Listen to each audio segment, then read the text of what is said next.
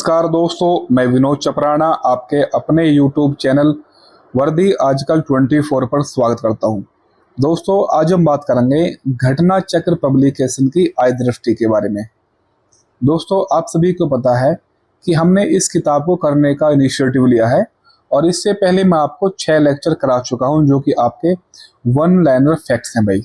अगर आपने वो लेक्चर नहीं देखे हैं तो आप वर्दी आजकल 24 चैनल को विजिट करो और आप जाके वो वन लाइनर फैक्ट्स जो कि आपके 6 लेक्चर हैं वो आप देख सकते हो। आज जो हमारा लेक्चर होगा अगला, वो राष्ट्रीय परिदृश्य के बारे में होगा भाई। इस राष्ट्रीय परिदृश्य के बारे में जितने भी नेशनल करंट अफेयर हैं, इसमें लगभग आपके 60 आर्टिकल है भाई, जो मोस्ट इम्पोर्टेंट है भाई। हम 60 में से लगभग 10 से 12 आर्टिकल रोजाना करने का प्रयास करेंगे और आगे आने वाले 10 से 12 दिन में मैं इस मैगजीन को पूरी तरीके से समाप्त कर दूंगा भाई, क्योंकि एक दो दिन बाद आपके 2 से 3 लेक्चर भी रोजाना आपके आएंगे भाई। तो अब समय को बर्बाद ना करते हुए हम अपने पहले आर्टिकल की तरफ बढ़ते हैं भाई। आज का आपका पहला आर्टिकल है, एक राष्ट्र एक चुनाव को केंद्र सरकार ने मंजूरी दे दी है भाई। यानी वन नेशन वन इलेक्शन को सेंट्रल ने आपकी जो है मंजूरी दे दी है। अब एक राष्ट्र एक चुनाव का अर्थ क्या है? हम इसमें जो है वो 3 प्रकार के चुनाव कराएंगे, जिसमें आपका लोकसभा, विधानसभा और आपकी जो कि स्थानीय सरकारें होती हैं, जिसमें आपकी ग्राम पंचायत और नगर पालिका होती है। इन तीनों को एक साथ चुनाव कराने के लिए हमने केंद्र सरकार से एक मंजूरी ले ली है, जिसे हमने बोला है कि एक राष्ट्र एक चुनाव को मंजूरी दे दी है केंद्र सरकार ने। ठीक है भाई। अब इसमें कुछ शब्द दिए हैं। पहला शब्द है आपका समकालिक चुनाव, अर्थात साइमल्टेनियस इलेक्शन। साइमल्टेनियस इलेक्शन का अर्थ क्या है, जो कि मैंने आपको अभी बताया है। साइमल्टेनियस इलेक्शन से तात्पर्य है कि लोकसभा, सभी राज्यों की विधानसभाएं और स्थानीय निकायों के लिए एक साथ चुनाव कराए जाने का चुनाव। जो कि आपका ये लेक्चर जो है, जो पहला आर्टिकल है, वो 3 चीजों पर बेस है, जो कि लोकसभा, राज्य की विधानसभाएं और स्थानीय निकाय। हम इनका चुनाव एक साथ कराएंगे, जिसको हमने नाम दिया है एक राष्ट्र एक चुनाव को केंद्र सरकार ने मंजूरी दे दी है। अब प्रश्न आपके सामने ये उठता है कि क्या कभी ऐसा हुआ था कि जिसमें एक साथ लोकसभा और राज्य की विधानसभाओं के चुनाव एक साथ होते थे? तो भाई हाँ, जब हमारा देश आजाद हुआ था और पहली बार आम चुनाव हुए थे 1951-52 में, तो 1951-52 से लेकर और 1967 तक आपके लोकसभा और राज्य के विधानसभाओं के चुनाव एक साथ होते रहे भाई। बेशक बाद में ये चक्र टूट गया भाई। ठीक है। अब हम एक राष्ट्र एक चुनाव क्यों लाना चाहते हैं? तो इसके लिए कुछ तर्क दिए हैं, क्योंकि इसमें क्या है ना, जब हम चुनाव कराते हैं तो इसमें एक तो सबसे ज्यादा पैसा खर्च होता है भाई, धन का व्यय सबसे ज्यादा होता है। दूसरा, आचार संहिता। जब आचार संहिता लगती है तो लंबे समय तक उस राज्य में या केंद्र में आपके कोई भी विकासात्मक कार्य नहीं हो पाते हैं, जिससे हमें क्या है ना, नकारात्मक प्रभाव पड़ते हैं भाई। अब एक क्वेश्चन आपके समक्ष और पूछा जाएगा यहीं से भाई। अब ये जो रिपोर्ट दी है, ये 170वीं रिपोर्ट है भाई। और 170वीं रिपोर्ट किसने दी है? ये तो विधि आयोग की 170वीं रिपोर्ट है, जिसका संबंध किससे है? निर्वाचन विधियों में सुधार। यहां से आपसे क्वेश्चन क्या पूछेगा, अभी हाल ही में विधि आयोग की 170वीं रिपोर्ट प्रतिपादित हुई है, जिसका संबंध किससे है? तो उसका संबंध आपका इलेक्शन से है भाई, निर्वाचन से है। और कैसे निर्वाचन से आपके? तो समकालिक चुनाव, अर्थात एक राष्ट्र एक चुनाव के बारे में जो 170वीं रिपोर्ट है विधि आयोग की, इसने क्या रिकमेंडेशन दिए भाई। अब इसमें क्या स्मरणीय तथ्य हैं, वो उसके बारे में हम पढ़ेंगे भाई। अब इंट्रो आपने जान लिया है कि इस आर्टिकल में क्या कहना चाहता है भाई। अब हम इसकी जो मुख्य बातें हैं उनको देखेंगे भाई। अब इसमें क्या स्मरणीय तथ्य रहेंगे वो देखते हैं। पहली बात तो ये जो रिपोर्ट आई है, एक राष्ट्र एक चुनाव, इसकी अध्यक्षता की है हमारे पूर्व राष्ट्रपति रामनाथ कोविंद ने। और ये इसका गठन जो है 2023 में ही हो गया था भाई, कि एक ऐसा चुनाव कराएंगे जो एक राष्ट्र एक चुनाव पर आधारित हो। पहली बात तो इसके अध्यक्ष हैं हमारे राष्ट्रपति, पूर्व राष्ट्रपति रामनाथ कोविंद जी। अब इसमें क्या कराने का प्रस्ताव है, आप सभी को पता है कि चुनाव हमको एक साथ कराना है 3 चीजों का, लोकसभा, विधानसभा और स्थानीय निकाय है। ठीक है, अब इनको बांट लेते हैं। अब इस प्रस्ताव के अनुसार जो देश में 3 संस्थाओं के चुनाव होंगे उनको 2 फेज में बांटा गया है, देश में 2 चरणों में बांटा गया है भाई। पहले चरण में किस किस के चुनाव होंगे, प्रथम चरण में होंगे आपके लोकसभा और सभी विधानसभाओं के चुनाव पहले चरण में, जबकि सेकंड चरण में जो होंगे वो होंगे आपके स्थानीय निकायों के चुनाव।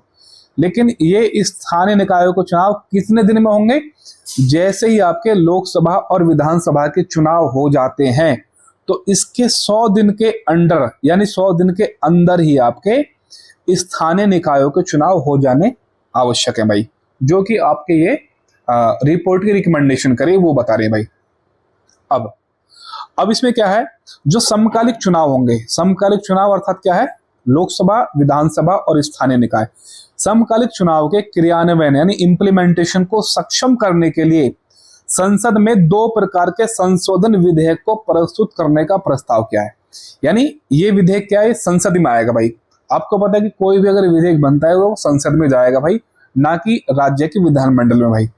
अब इसमें कैसे कैसे पारित होंगे, तो एक संवैधानिक संशोधन विधेयक होगा और दूसरा विधानसभा वाले केंद्र शासित प्रदेशों के कानून में परिणामी संशोधन होगा। यानी पहला तो संविधान संशोधन विधेयक होगा जो कि आर्टिकल 368 से संबंधित होगा, और दूसरा जो केंद्र शासित प्रदेश है जिनमें विधानसभाएं हैं, जैसे कि आपकी दिल्ली होगी, पांडिचेरी होगी और आपका जम्मू कश्मीर होगा, तो उसमें क्या है ना, उसमें परिणामी संशोधन होगा जो उसके कानून है यहाँ के। अब साथ साथ निर्वाचन के पहले चरण की अभिप्राप्ति के लिए, पहले चरण मतलब लोकसभा और विधानसभा के अनुच्छेद 83 क्या कहता है, संसद के दोनों सदनों की अवधि, मैं आपको ये समझाऊंगा अभी, और अनुच्छेद 172 राज्य विधानमंडलों की अवधि में संशोधन करते हुए अनुच्छेद 82 क को अंत्य स्थापित किए जाने के लिए एक संवैधानिक संशोधन विधेयक प्रस्तुत किया जाएगा। ये क्या कहना चाह रहा है, ये कहना चाह रहा है कि आर्टिकल 83 और आर्टिकल 172, आर्टिकल 83 क्या है, जो कि आपके संसद की सदनों की अवधि के बारे में बताता है, आपको पता है कि इनके कार्यकाल के बारे में, और 172 जो है जो राज्य की विधानमंडल है, राज्य विधानमंडल की अवधि के बारे में। जैसे मान लो अभी मोदी जी 2024 से लेकर और 2029 तक आपके पीएम रहेंगे भाई, ठीक है। अब मान लो किसी राज्य में भाई 2029 में चुनाव होंगे, ठीक है। अब मान लो किसी राज्य में 2027 में चुनाव होता है, तो वो राज्य में मुख्यमंत्री कब तक रहेंगे, 2032 तक, 5 वर्ष, ठीक है। अब 2029 में यहाँ इलेक्शन होंगे भाई, ये 2032 तक रहेंगे।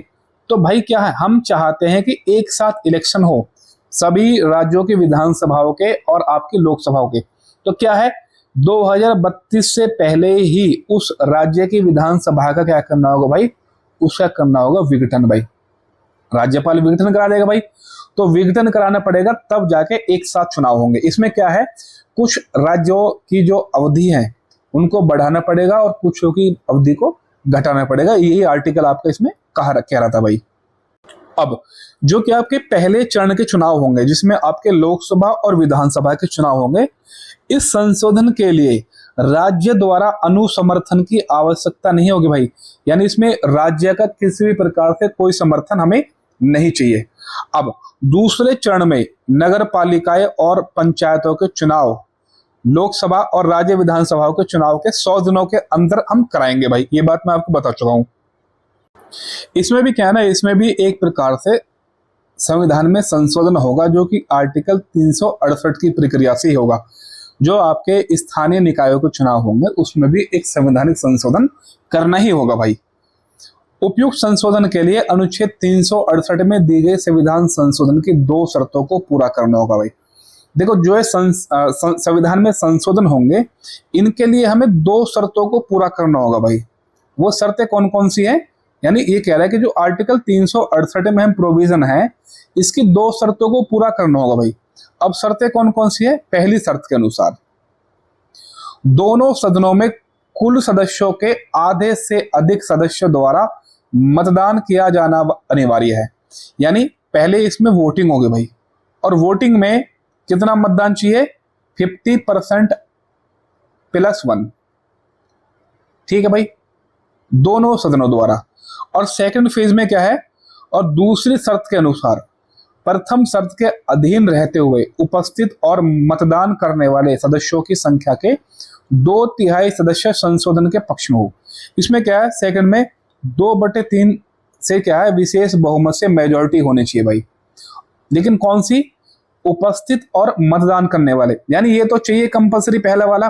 और सेकंड वाला क्या है? यही सदस्य जो वहां पर उपस्थित होंगे और जो मतदान करेंगे वो 2/3 उसमें उनका समर्थन होना चाहिए भाई।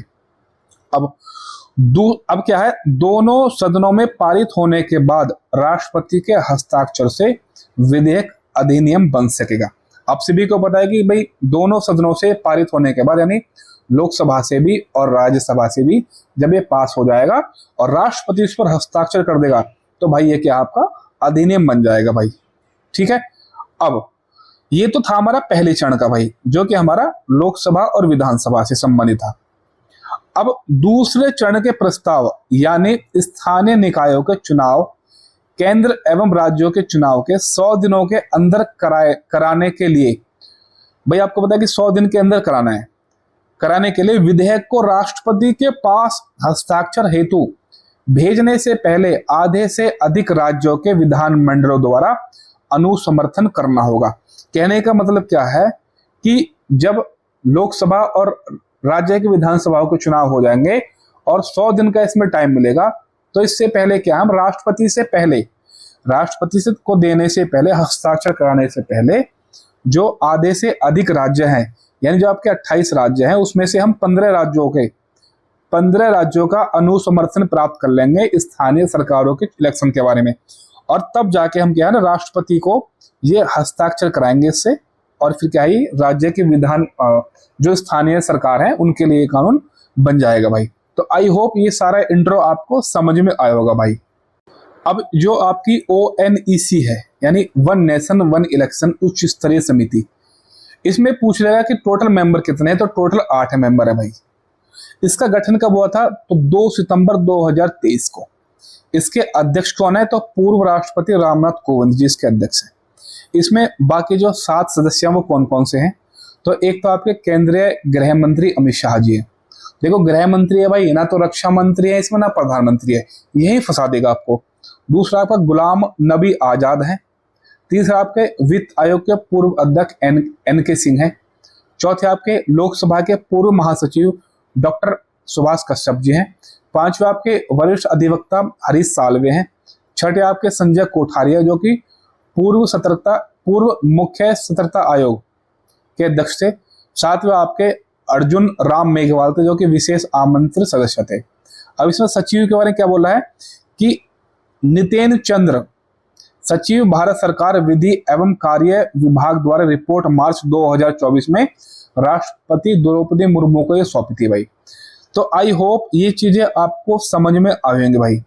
इसमें क्या ना, जो आपको अपना पेपर से संबंधित चीजें निकालनी है, या तो आप अपने नोट्स बना लेंगे भाई, या आप अपने तरीके से समझ लेंगे, या आप पूरी किताब को अच्छे तरीके से रीड कर लेंगे भाई। जो कि इंपॉर्टेंट चीजें होने वाली थी, जो घटनाक्रम है वो मैं आपको बता चुका हूं भाई, किसका क्या घटनाक्रम है इसकी, और इस आर्टिकल की क्या रिलेवेंसी है। इसमें क्या ना, इसमें बहुत नॉर्मल सा क्वेश्चन पूछेगा, लेकिन क्या ना भाई आपको इसकी पूरी स्टोरी आपके दिमाग में होनी चाहिए, जो कि मैंने आपको अच्छी तरीके से भाई बता दी भाई। अब हम सेकंड लेक्चर की तरफ बढ़ते हैं भाई। हमारा सेकंड आर्टिकल है PM आशा योजना जारी रखने को मंजूरी दे दी है केंद्र सरकार ने। अब ये PM आशा योजना जो है भाई आपकी 2018 में चालू हुई थी, पहली बात तो ये आपको याद रखनी। दूसरा PM आशा की फुल फॉर्म क्या है, तो PM मतलब प्रधानमंत्री, और आशा में क्या है, अन्नदाता आय संरक्षण अभियान। तो ये आपकी PM आशा है। अब आपको ये दिमाग में रखने कि PM आशा का उद्देश्य क्या है। तो इस योजना का उद्देश्य किसानों को उनकी उपज के लाभकारी मूल्य प्रदान करना है। जो हमारे किसान हैं, जो उनकी फसल वो उगाते हैं, उनको बढ़िया तरीके से उनका मूल्य दिया जाए भाई। तो इसी के लिए स्पष्ट है कि यह योजना किसानों को उनकी फसल के लिए एमएसपी यानी न्यूनतम समर्थन मूल्य, तो न्यूनतम समर्थन मूल्य प्रदान करने पर आधारित है भाई। एक क्वेश्चन मैं भी आपसे पूछता हूं जो कि मैंने आपको पढ़ाया है, अभी ऐसा कौन सा पहला राज्य बन गया है जिसने अपने किसानों से एमएसपी पर फसल खरीदने पर मंजूरी दे दी है? ऐसा कौन सा राज्य बन गया है? ये मैं आपको भाई वन लाइनर फैक्ट में करा चुका हूं भाई। ठीक है, अब पीएम आशा के बारे में हम आगे पढ़ेंगे भाई, हमें क्या क्या चीजें याद रखनी है भाई। पीएम आशा जो योजना है, इसमें आपके 35,000 करोड़ रुपए भाई पहली बार तो खर्च करे जाएंगे, और ये कब तक खर्च करने हैं? तो 2025-26 तक, जो कि आपके 15वें वित्त आयोग के कार्यकाल के दौरान ये बातें की गई थी भाई। अब पीएम आशा के अंतर्गत कुछ अन्य घटक भी हैं भाई। कौन कौन से कंपोनेंट्स हैं? तो इसमें 4 कंपोनेंट्स है। पहला है इसमें मूल्य समर्थन योजना यानी PSS, price support scheme. Second है आपका मूल्य स्थिरीकरण कोष, पीएसएफ, प्राइस स्टेबलाइजेशन फंड। तीसरा आपका मूल्य घाटा भुगतान योजना, पीडीपीएस, प्राइस डेफिसिट पेमेंट स्कीम। और चौथा आपका बाजार हस्तक्षेप योजना यानी एमआईएस, मार्केट इंटरवेंशन स्कीम। देखो ये क्या चाहिए ना, ये है कि इसमें क्या ना, इसमें किसानों के साथ साथ भाई, किसान तो इसमें है ही, किसानों के साथ साथ इसमें जो मतलब किसानों की फसल के साथ साथ इसमें जो उपभोक्ता होते हैं, जो कंज्यूमर होते हैं, उनको भी सुरक्षा प्रदान की गई भाई। ठीक है, अब आगे पीएम आशा के परिणाम स्वरूप किसानों को उनकी उत्पादों हेतु उचित मूल्य दिलाने के साथ साथ उपभोक्ताओं को मिलने वाली आवश्यक वस्तुओं के मूल्य में आने वाले उतार चढ़ाव को भी नियंत्रित किया जाएगा। यानी किसको भाई? कंज्यूमर को भी, यानी उपभोक्ताओं को भी, हम और आपको भी, जो किसानों से हम और आप चीजें खरीदते हैं, यानी जो किसान जो उपभोक्ता है उनके भी उतार चढ़ाव के लिए ये स्कीम है। यानी प्याज मान लो 100 रुपए किलो पहुंच गई भाई, और प्याज पहले थी 10 रुपए किलो, तो भाई क्या ये मूल्य तो उतार चढ़ाव हो रहा है, और इसमें क्या ना हमें ही क्या होगा? नुकसान होगा।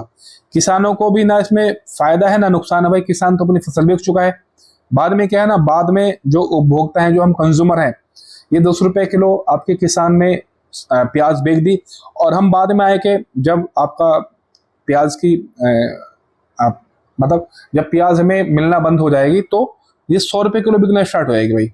ठीक है, तो ये इससे संबंधित लेक्चर था भाई। अब हम थर्ड आपके आर्टिकल की तरफ बढ़ेंगे भाई। थर्ड जो आपका आर्टिकल है वो प्रधानमंत्री जनजातीय उन्नत ग्राम अभियान से भाई। केंद्रीय बजट 2024-25 में वित्त मंत्री निर्मला सीतारमण ने जनजातीय समुदायों यानी ट्राइबल कम्युनिटीज की सामाजिक आर्थिक स्थिति में सुधार करने के लिए प्रधानमंत्री जनजातीय उन्नत ग्राम अभियान को आरंभ की घोषणा की है। इसके तहत जनजातीय बहुल गांवों और आकांक्षी जिले, जो कि आपके एस्पिरेशनल डिस्ट्रिक्ट होते हैं, में सभी जनजातीय परिवारों का पूर्ण कवरेज सुनिश्चित किया जाएगा। इसमें लगभग 63,000 गांव शामिल होंगे, जिससे 5 करोड़ जनजातीय लोगों को लाभ मिलेगा। तो इसमें क्या है ना भाई, स्कीम का नाम आपको याद रखना है। दूसरा, गांव कितने हैं? 63,000, और कितने इसमें लोग होंगे? तो 5 करोड़ जनजातीय लोग होंगे भाई। अब इसमें क्या स्मरण तथ्य है आपका? तो इसमें कुल व्यय कितना होगा? तो कुल व्यय इसमें होगा 79,156 करोड़, यानी 80,000 करोड़ के समथिंग इसमें कुल व्यय होगा भाई। ठीक है, और ये स्कीम जो है आपकी वो कुछ अब इसमें हिस्सा आपका केंद्र का भी होगा, और इसमें कुछ हिस्सा आपका वो राज्य का भी होगा भाई। अब यहां से क्वेश्चन क्या बना सकता है भाई? अगली लाइन में पढ़ता हूं। इस अभियान में 30 राज्यों और केंद्र शासित प्रदेशों के जनजातीय बहुल गांव वाले 549 जिले और 2740 ब्लॉक शामिल है। यहाँ पे आपको स्टेटमेंट में क्वेश्चन पूछ देगा कि इस योजना के तहत सभी राज्य और केंद्र शासित प्रदेशों के जनजातियों को शामिल किया है जो कि आपकी स्टेटमेंट गलत हो जाएगा भाई। इसमें आपके 30 राज्य और केंद्र शासित प्रदेशों को ये के जनजातीय लोगों को ये लाभ मिल रहा है, जिसमें आपके कितने जिले हैं, 549 जिले हैं। और कितने ब्लॉक है भाई, तो 2740 इसमें ब्लॉक है। और इसके तहत आपके 25 कार्यक्रम चालू किए जा रहे हैं भाई। और ये 25 कार्यक्रम जो है ये 17 मंत्रालयों द्वारा क्रियान्वयन किए जाएंगे भाई। और इसमें एक सबसे मोस्ट मंत्रालय होगा आपका केंद्रीय पर्यटन मंत्रालय। और केंद्रीय पर्यटन मंत्रालय के माध्यम से स्वदेश दर्शन के अंतर्गत 1000 गृह प्रवासों यानी होम स्टेज को बढ़ावा दिया जाएगा। इसमें क्वेश्चन पूछ लेगा कि स्वदेश दर्शन किससे संबंधित है, तो ये भाई जो जनजातियों के घर होते हैं उनसे संबंधित है। और इसके लिए आपका जो कि केंद्रीय पर्यटन मंत्रालय है, इसके लिए ये काम कर रहा है भाई। और कितने गृहवास है आपके, 1000 भाई। 2011 की जनगणना के तहत कितने अनुसूचित जनजाति की संख्या है, तो 10.45 करोड़ भाई। आगे बढ़ते हैं भाई। अगला आर्टिकल होगा बायो राइड योजना को मंजूरी दे दी है। तो ग्लोबल बायो इंडिया जैव प्रौद्योगिकी से संबंधित हितधारकों का एक विशाल अंतर्राष्ट्रीय सम्मेलन है। इस वार्षिक कार्यक्रम का आयोजन BIRAC यानी biotechnology industry research assistance council द्वारा होता है, जिसे हिंदी में बोलते हैं जैव प्रौद्योगिकी उद्योग अनुसंधान सहायता परिषद। देखो हमें पढ़ना है भाई आपका बायो राइड योजना को, इसका संबंध किससे है। और इसमें बायो का मतलब होगा आपके बायोटेक्नोलॉजी, और राइड की फुल फॉर्म आपसे पूछ सकता है भाई। इसके तहत कौन कौन सी चीजें की जा रही हैं वो हम देख लेंगे भाई। इसमें आपका एक फैक्ट छुपा हुआ है, ग्लोबल बायो इंडिया 2024 जो इसका चौथा संस्करण होगा का आयोजन 12 से 14 सितंबर 2024 को नई दिल्ली में किया जाएगा भाई। अब हम पढ़ेंगे बायो राइड के बारे में। बायो राइड का जो पूर्ण रूप है, जिसकी फुल फॉर्म है जैव प्रौद्योगिकी अनुसंधान नवाचार और उद्यमिता विकास, यानी बायो राइड। इंग्लिश में देख सकते हैं biotechnology research innovation and entrepreneurship development. Bio ride योजना में जैव प्रौद्योगिकी विभाग की 2 योजनाएं हैं, यानी 2 योजनाओं को मिलाकर बायो राइड योजना बनी है। पहली कौन सी है इसमें, जैव प्रौद्योगिकी अनुसंधान एवं विकास, और दूसरी है औद्योगिक एवं उद्यमिता विकास। इन दोनों को मिला दिया है और तब जाके आपकी बायो राइड योजना हुई भाई। और इस योजना को कब से कब तक रखा गया है, तो 2021-22 से लेकर 2025-26 तक, जब तक आपका 15 वित्त आयोग की अवधि रहेगी भाई। देखो भाई इसमें आपकी क्या इंपॉर्टेंट बात है भाई, इसमें आपकी इंपॉर्टेंट बात है कि बायो राइड में राइड का मतलब क्या है भाई।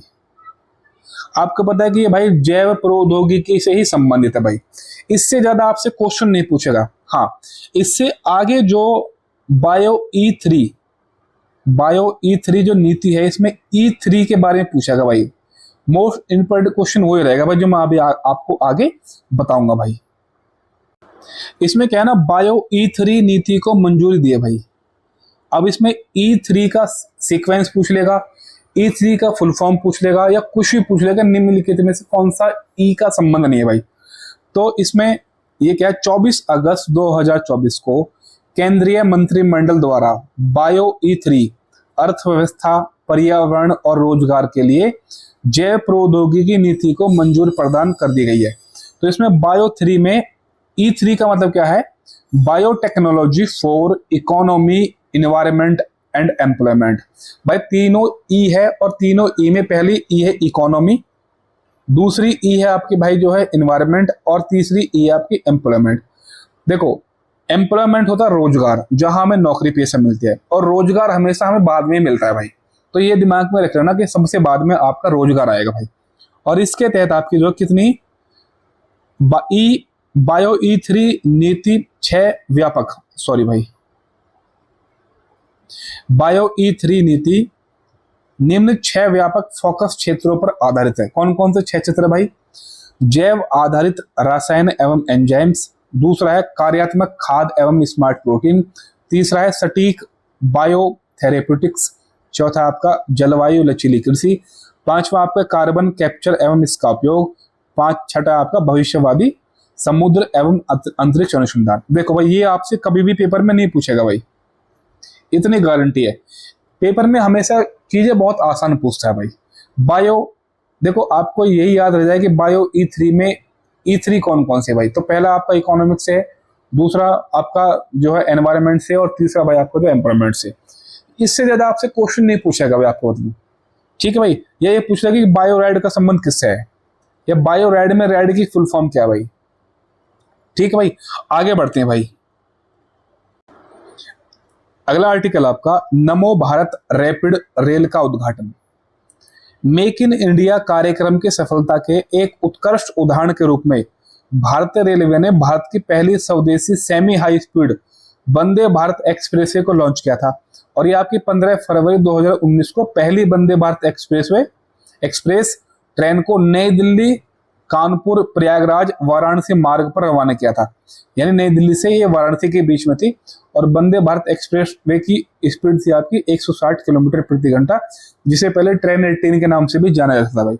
अब इसके बारे में क्या ना, अभी इसमें कुछ नई चीजें जुड़ी हैं। इसमें स्लीपर, पहले क्या ना, इसमें हम लोग बैठते थे भाई, सीटिंग थी पहले इसमें।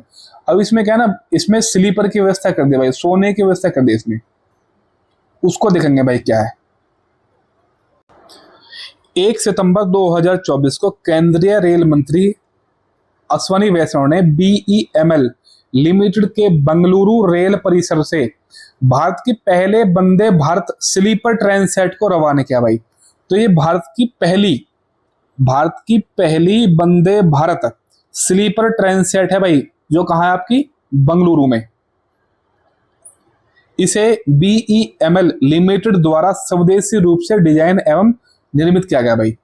अब कुछ इसमें स्मरणीय तथ्य क्या है, इसमें गुजरात में भी कुछ काम हुआ भाई। गुजरात में क्या काम हुआ है, तो 16 सितंबर 2024 को प्रधानमंत्री नरेंद्र मोदी ने गुजरात में भारत की पहली वंदे मेट्रो ट्रेन का उद्घाटन किया भाई, ठीक है। वो उसका नाम क्या था, जो आपकी कर्नाटक में बेंगलुरु में चालू हुई थी, तो Vande Bharat sleeper train set. और अभी जो आपकी गुजरात में चालू हुई है, जो कि आपके अहमदाबाद से भुज तक जाएगी, उसका नाम क्या आपका, तो उसका नाम आपका वंदे मेट्रो ट्रेन भाई, ठीक है।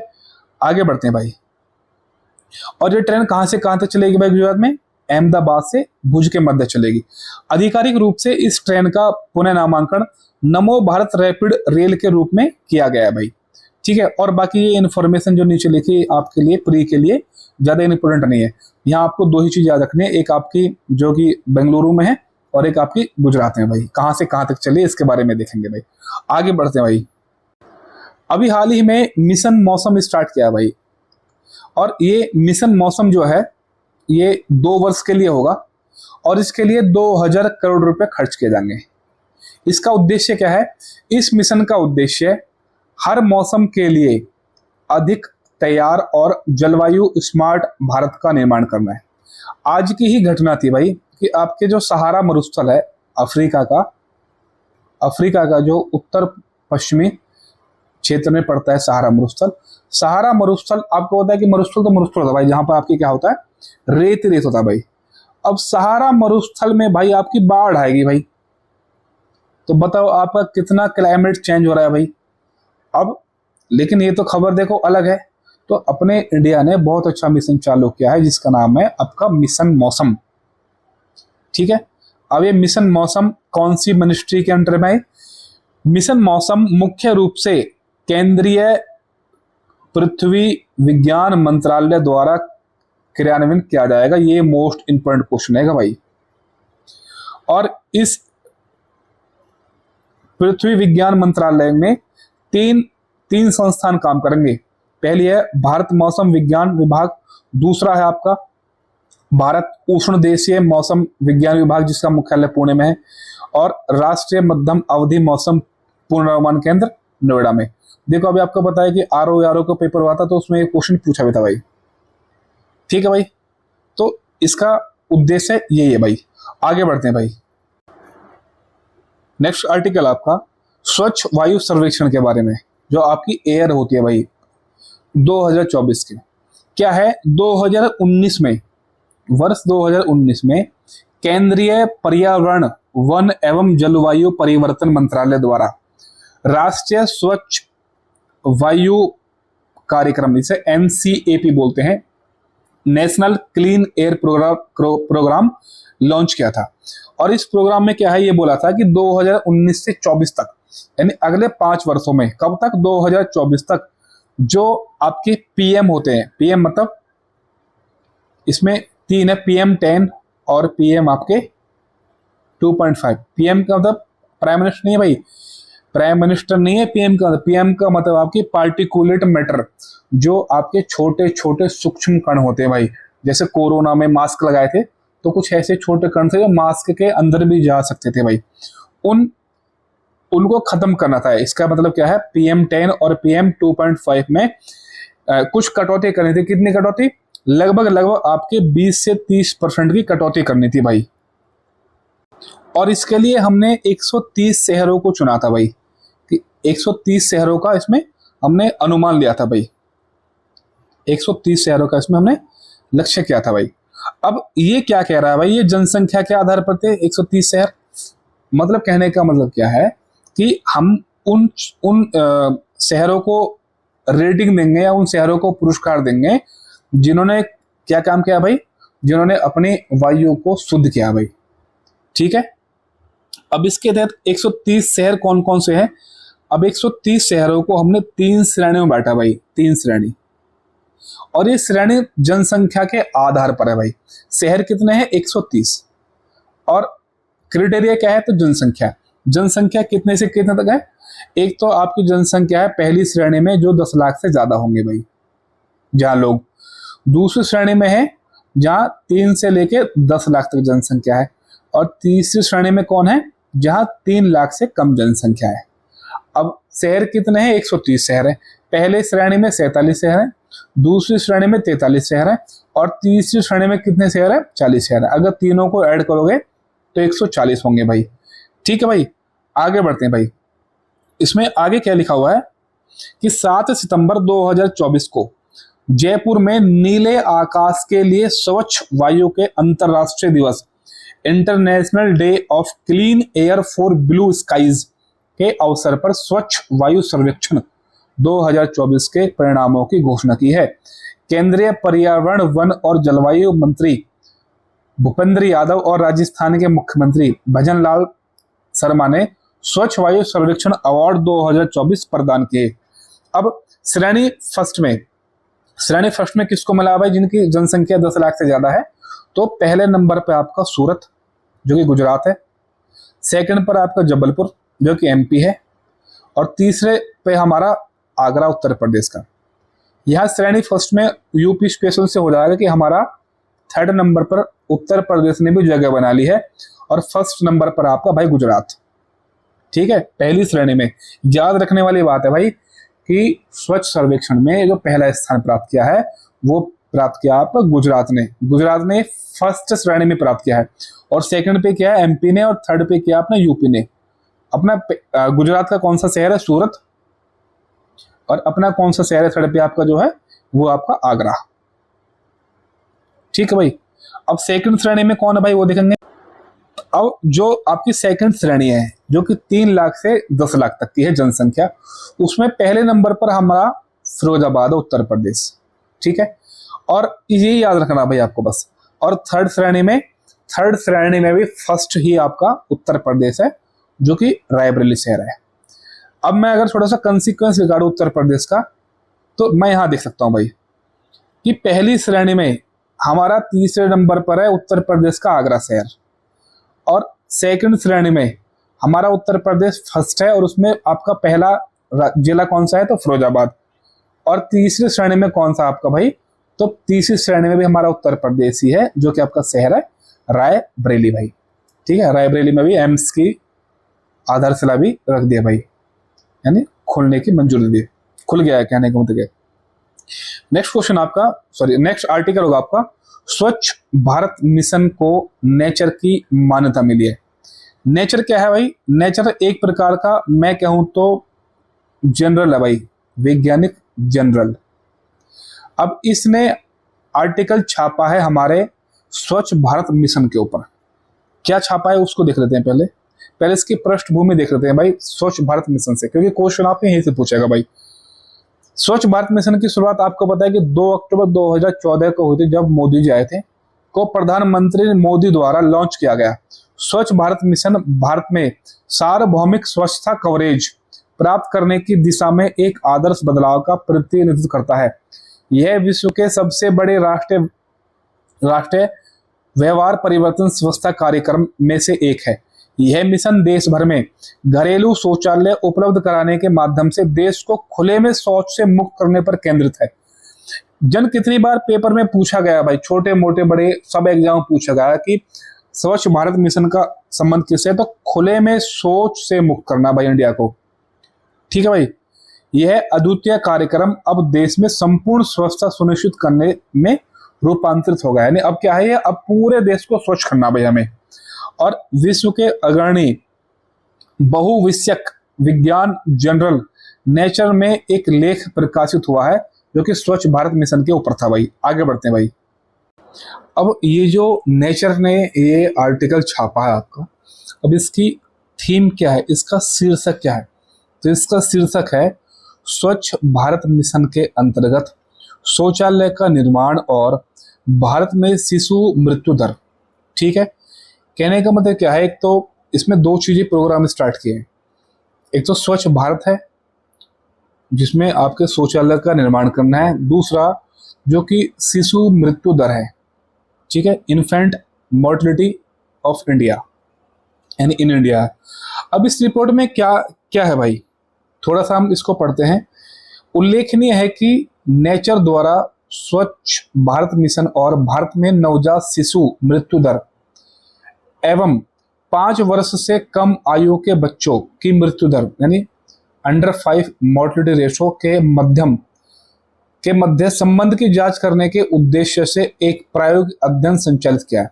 मैं आपको एक बात यही बता दूं क्या कहना चाह रहा है भाई ये, और इसको बता दूं, यह इस अध्ययन में एक दशक कौन सा है, 2011 से 2020 की अवधि में 35 भारतीय राज्य और केंद्र शासित प्रदेशों और 640 जिलों के आंकड़े का विश्लेषण किया है भाई इसमें। यानी ये पूरे भारत में नहीं है, इसमें 35 भारतीय राज्य और केंद्र शासित प्रदेश हैं जिसके 640 आंकड़े। मैं आपको यही बता देना हूं क्या कह रहा है भाई ये, यानी जहां पर आपके ये शौचालय खोले गए भाई, जहां आपके ओडीएफ खोले गए हैं, जितने ज्यादा मात्रा में शौचालय खोले गए हैं उतनी ही आपकी जो मृत्यु दर है, जो कि आपकी मृत्यु दर है वो उसमें क्या है, उसमें कमी आई है भाई। यानी ये रिपोर्ट प्रकाशित की है नेचर ने, जहां जहां शौचालय खोले हैं वहां वहां मृत्यु दर में कमी आई है भाई। और ये डाटा भी आपका दिया गया भाई कितनी कमी आई है। ठीक है, 10% बिंदुओं पर इस प्रकार से, जो कि आपको बिल्कुल भी नहीं रटना है, बस आपको ये दिमाग में रखना है कि जहां जहां शौचालय ज्यादा बने हैं वहां वहां इनकी जो है रेशो यानी जो मोर्टिलिटी रेट है वो कम हो गई है भाई, जो कि एक अच्छा संकेत है। आगे बढ़ते हैं भाई।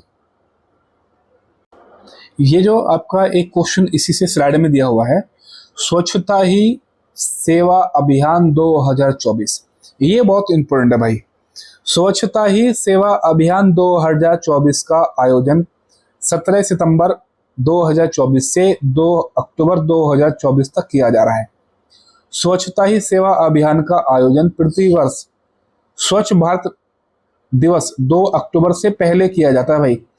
देखो यहाँ एग्जामिनर आपको फंसा सकता है भाई, स्वच्छता ही सेवा अभियान कब शुरुआत होती है, तो बहुत सारे बच्चे 99% बच्चे 2 अक्टूबर लगा देंगे भाई, जो कि 15 दिन पहले होता है भाई। इस अभियान का आयोजन आवासन एवं शहरी कार्य मंत्रालय द्वारा पेयजल और स्वच्छता विभाग जल शक्ति मंत्रालय के सहयोग से किया जाता है। स्वच्छता ही सेवा अभियान 2024 का केंद्रीय विषय क्या आपका, स्वभाव स्वच्छता संस्कार स्वच्छता यानी 4S। आगे बढ़ते हैं भाई। 23वां विधि आयोग, आपका नेक्स्ट आर्टिकल है 23वां विधि आयोग। भारत का विधि आयोग लॉ कमीशन क्या है? एक गैर सांविधिक निकाय है, नॉन स्टैट्यूटरी बॉडी है। भारत सरकार के विधि और न्याय मंत्रालय के विधि कार्य विभाग, डिपार्टमेंट ऑफ लीगल अफेयर्स द्वारा जारी एक अधिसूचना यानी नोटिफिकेशन द्वारा इसका गठन किया जाता है। कानून के क्षेत्र में अनुसंधान करने के लिए एक निश्चित समय सीमा के साथ इसका गठन किया जाता है। यह आयोग विचारात विषयों के अनुसार केंद्र सरकार को सिफारिशें करता है भाई। अब स्मरणीय तथ्य क्या है इसमें? केंद्रीय विधि और न्याय मंत्रालय द्वारा भारत के 23वें विधि आयोग के गठन हेतु एक अधिसूचना जारी की गई है। द्रौपदी मुर्मू ने 3 वर्षों यानी 1 सितंबर 2024 से 31 अगस्त 2027 की अवधि के लिए 23वें विधि आयोग के गठन को मंजूर दे दी भाई। अब 23वें विधि आयोग में निम्न व्यक्ति शामिल होंगे: 1 पूर्णकालिक अध्यक्ष होगा, 4 पूर्णकालिक सदस्य होंगे, सचिव होगा, विधि कार्य विभाग होगा, पदेन सदस्य के रूप में होंगे भाई। सचिव विधायी विभाग पदेन सदस्य के रूप में होंगे। 5 अंशकालिक सदस्य होंगे जो पार्ट टाइम मेंबर होंगे, से अधिक नहीं होंगे भाई।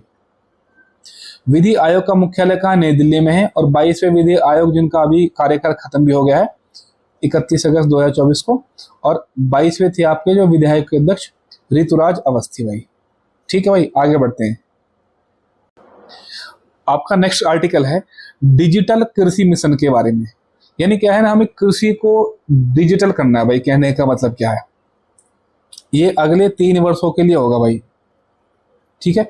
इस पहल के तहत किसानों और उनकी भूमि को आच्छादित यानी कवर किया जाएगा, यानी किसानों के साथ साथ उनकी भूमि को कवर किया जाएगा। इस वित्त वर्ष डीपीआई का उपयोग, डीपीआई का मतलब आपकी डिजिटल पब्लिक इंफ्रास्ट्रक्चर, करते हुए 400 जिलों में, कितने जिले? 400 जिलों में खरीफ का डिजिटल फसल सर्वेक्षण यानी डिजिटल क्रॉप सर्वे किया जाएगा। यहाँ क्वेश्चन पूछेगा कि भाई कि डिजिटल कृषि मिशन के तहत सभी फसलों का सर्वेक्षण किया जाएगा, जो कि गलत हो जाएगा भाई। सिर्फ कौन सी फसल है भाई? जो कि आपकी खरीफ की फसल है भाई। इसका लक्ष्य है 6 करोड़ किसानों और उनकी भूमि के विवरण के साथ रजिस्ट्रियों को अद्यतन अपडेट करना है। यानी इसमें कितने किसान हैं? तो 6 करोड़ किसानों की रजिस्ट्री करना है भाई। ठीक है, आगे बढ़ते हैं भाई। इसमें जो टोटल खर्चा होगा भाई वो 2817 करोड़ रुपया होगा, जिसमें आपका केंद्र का हिस्सा कितना होगा? 1940 करोड़। यह मिशन डिजिटल सार्वजनिक अवसंरचना के स्वरूप पर आधारित है। इस मिशन के तहत किसानों के जीवन को बेहतर बनाने के लिए प्रौद्योगिकी का उपयोग किया जाएगा। उल्लेखनीय है कि वर्तमान में कृषि क्षेत्र और किसानों से संबंधित आंकड़े अलग अलग स्थानों पर बिखरे हुए हैं, यानी आंकड़ों को एक साथ करेगी भाई। डिजिटल कृषि मिशन के मूलभूत स्तंभ कौन कौन से भाई, वो देखते हैं। पहली बात तो भाई ये एक अम्ब्रेला स्कीम है जिसके अंतर्गत बहुत सारी स्कीमें काम करती हैं, और इसके 2 मूलभूत स्तंभ होंगे भाई। पहला स्तंभ कौन सा है? तो पहला है आपका एग्री स्टेक, और सेकंड आपका कृषि निर्णय सहायता प्रणाली, और इसके अंतर्गत एक और है जो कि मृदा प्रोफाइल मैपिंग करता है भाई। अब एग्री स्टेक जो पहला इसका स्तंभ है उसमें क्या क्या आएंगे? तो किसानों की पहचान कराई जाएगी एग्री स्टेक में भाई। किसानों की पहचान कैसे कराई जाएगी भाई? इसे एक किसान केंद्रित डीपीआई के रूप में डिजाइन किया गया है भाई। दूसरा, इसके माध्यम से किसानों को कुशलता, आसानी और तेज गति से सेवाएं और योजनाओं की आपूर्ति सुनिश्चित हो सकेगी। एग्री स्टेक में 3 प्रमुख घटक कौन कौन से? किसानों की रजिस्ट्री, फार्मर रजिस्ट्री, भू संदर्भित गांवों के नक्शे, बोई गई फसलों की रजिस्ट्री, और एग्री स्टेक के तहत किसान आईडी की शुरुआत की गई है। देखो भाई ये मोस्ट इंपोर्टेंट क्वेश्चन भाई। इस बार किसानों को एक आईडी भी दी जाएगी भाई, जो कि एग्री स्टेक के तहत है भाई। ठीक है, डिजिटल कृषि मिशन के तहत है।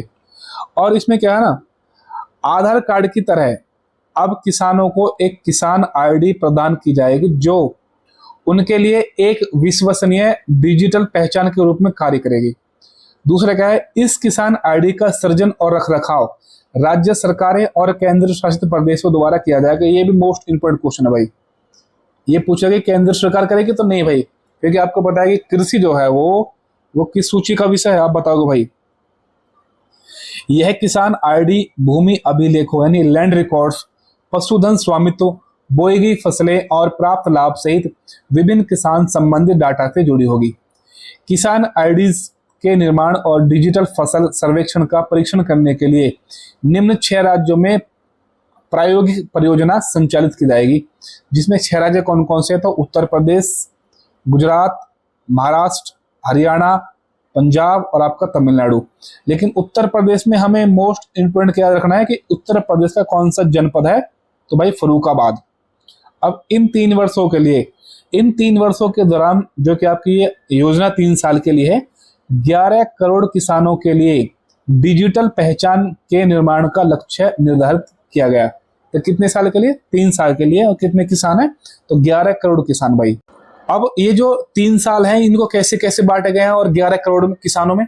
तो इसी साल 2024-25 के लिए 6 करोड़, 25-26 के लिए 3 करोड़ और 26-27 के लिए 2 करोड़। तो 11 करोड़ हो गए और 3 साल हो गए। किसानों की किसान आईडी का निर्माण किया जाएगा। 2 वर्षों के अंदर राष्ट्रव्यापी डिजिटल फसल सर्वेक्षण को भी लॉन्च किया जाएगा। इसमें आगे क्या है? इसमें वर्ष 2024-25 में 400 जिलों और वर्ष 2025-26 में सभी जिलों को आच्छादित किया जाएगा। देखो पहले अभी जो शुरुआत में किया जाएगा 2024-25 तक, तो सभी में नहीं होगा, सिर्फ और सिर्फ 400 जिलों में होगा भाई। सेकंड जो इसकी प्रणाली थी, कृषि निर्णय सहायता प्रणाली, क्योंकि इसके 2 स्तंभ थे, तो दूसरे स्तंभ में कृषि निर्णय सहायता प्रणाली है। यह प्रणाली फसलों, मिट्टी, मौसम और जल संसाधनों आदि पर सुदूर संवेदन यानी रिमोट सेंसिंग आधारित जानकारी को एकत्रित करने के लिए एक व्यापक भूस्थानिक प्रणाली का निर्माण करेगी। और इसकी मृदा प्रोफाइल जो इसकी एक अन्य स्तंभ था।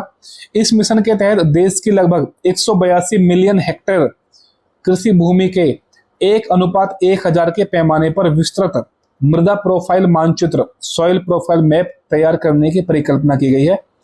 इसके अतिरिक्त इस मिशन के अंतर्गत डिजिटल सामान्य फसल अनुमान सर्वेक्षण वैज्ञानिक रूप से डिजाइन किया गया फसल कटाई प्रयोग के आधार पर उपज का अनुमान प्रदान करेगी। यह कृषि उत्पादन का सटीक अनुमान लगाने में बहुत उपयोगी साबित होगा। देखो ये बिल्कुल, अगर आप इसको भी नहीं पढ़ोगे तो भी कोई दिक्कत नहीं भाई, लेकिन जो डाटा और फैक्ट है ना भाई, देखो आपको क्या ना, आपको जो भी आर्टिकल मैं बता रहा हूं भाई, इसमें आपको क्या याद रखना है भाई? आर्टिकल किससे संबंधित है भाई? आर्टिकल किससे संबंधित है, पहली बात तो। दूसरा, आर्टिकल में आंकड़े क्या है भाई, और वो आंकड़े जो आपको याद हो सकते हैं भाई, बिना बात के नहीं भाई। और तीसरा, जो प्रीवियस ईयर के क्वेश्चनों को ध्यान में रखते हुए चीजें आप पढ़ोगे भाई। भाई देखो पूरी लाइन टू लाइन आप बिल्कुल भी नहीं रट पाओगे भाई, और वो कभी भी नहीं रट पाओगे। आप ही नहीं भाई, कोई भी नहीं रट पाएगा भाई। ठीक है भाई। तो भाई थोड़ा सा वीडियो लंबी है और आप मुझे बताओगे आपको ये वीडियो कैसी लगी भाई। अगर आपको अच्छी लगी हो तो भाई आप इसको लाइक करो, सब्सक्राइब करो भाई और कमेंट करो भाई। और भाई कोई भी सुझाव हो तो भाई आप मुझे कमेंट में जरूर बता दिया करो, मैं आगे से इसमें सुधार बिल्कुल जरूर कर लूंगा भाई। ठीक है भाई। तो वीडियो को देखने के लिए भाई धन्यवाद भाई, थैंक यू।